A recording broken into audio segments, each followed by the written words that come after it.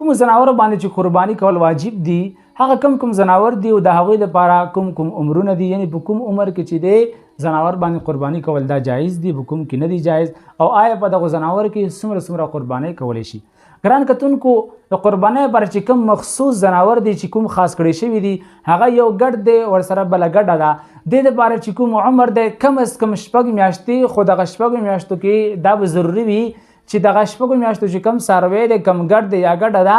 دا چې دی په خپله تنه کې په خپل وجود کې چې دی د یو کال د رمې ګډانو سره چې پرېږدي د هغې برابر وي، نو په دغه صورت کې په دغه ګډ یا ګډه باندې قرباني کول جایز دي. او که چېرته دغه د وجود نه کمزوري نو بیا دې دپاره شرط دا چې کم از کم دا به هم یو کال وي، او دې نه سوا چې څومره وي نو په دې باندې قرباني کول جایز دي. او دویم چې کومه ده وزه ده، مطلب مونږ او تاسو چې دی ورته وزه وایو، څوک چې ورته څه وایي ورته ویلی شي.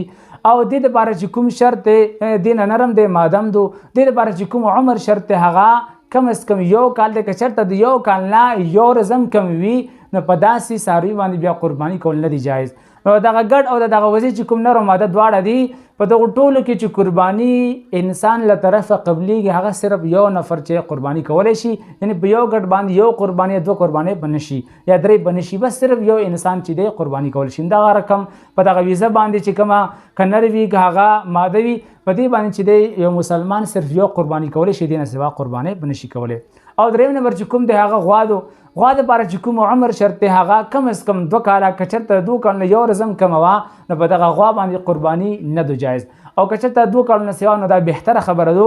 او که دغه غوا چې دی نر وي که ماده وي همدغه رقم د غوا په حکم کې چې کوم دی میخه او که ټیم دي د دوی دپاره هم چې همدغه عمرونه شرط دي، خو د دوی نه چې کومه قرباني ادا کېږي نو په دغه غوا یا میخه یا دې نه چې کوم نران دي یعنی کاټې او غوایې د دې 4 واړو اشیاو نه چې کومه قرباني کېږي هغه په 7 نفرو کېږي، یعنی 7 اشخاص 7 کسان چې دی په دغو قربانو کې چې دی حصه اخیستلی شي. او 4 نمبر چې کوم څاروی دی هغه اوښ دی. اوښ دپاره چې کوم عمر دی هغه کم از کم 15 کاله دی. که چېرته د 15 کالو نه یو ورځ هم کم وي نو په داسې اوښ باندې قرباني کول نه دی جایز. او زیات نه زیات چې دی 15 کال نه سوا چې څومره عمر وي نو په هغه قرباني کولی شي، هغې باندې قرباني کول جایز او بهتر دي. او دغه اوښ چې کومه قرباني ده یعنی څو نفر قرباني